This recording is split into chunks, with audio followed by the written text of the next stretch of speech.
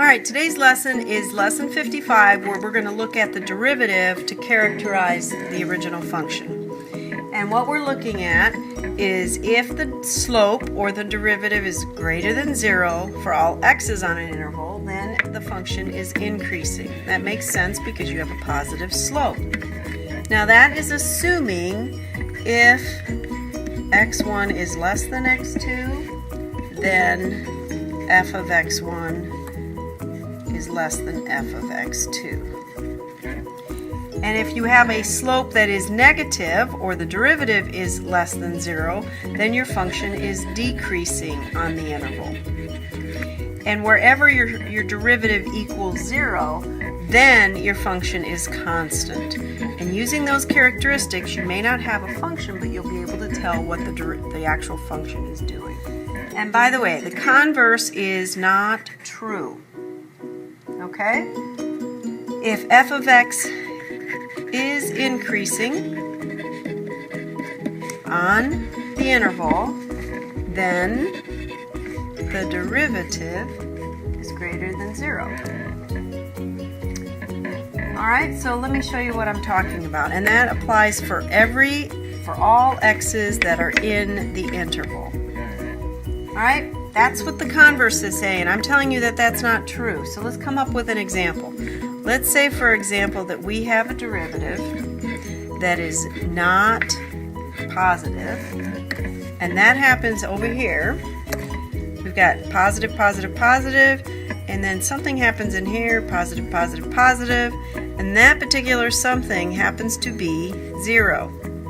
So, wherever x happens to be 0 on this one, the function is not greater than 0. So let's try this. Let's take the derivative of x cubed, that's 3x squared. If I plug in 0, I get 3 times 0 squared, which equals 0. That is not greater than 0, so the converse is not true. Let's try the first example. Shown is the graph of f. Choose from the points labeled those points where it appears that the derivative is positive. Well, this looks positive, this looks negative, so I'm going to write positive, negative, positive, negative. So it appears to be positive at A and C. On the next one, here is my original function. Notice somewhere along here I have a slope of 0. So at the 1, I'm going to put a 0. This decreased, which means it's negative slope, positive slope. So if this is going to be the graph of my derivative, negative means it's below, positive means it's above. Okay? So what I'm going to write down here, here's an example. F of x equals x minus 1 squared plus 1. Let's take the derivative. That's going to be 2 times x minus 1. Alright, so I finished taking the derivative here, times the derivative of what's inside. And don't forget the derivative of 1 is 0. Now what I have is 2x minus 2. That's what this graph could be. So, let me summarize. When the derivative is greater than 0, that's along here, that occurs when x is greater than 1. When the derivative is less than 0, that occurs when x is less than 1. And when f prime of x equals 0, that occurs when x equals 1. Alright, now we're going to use the derivative to define a max and a min.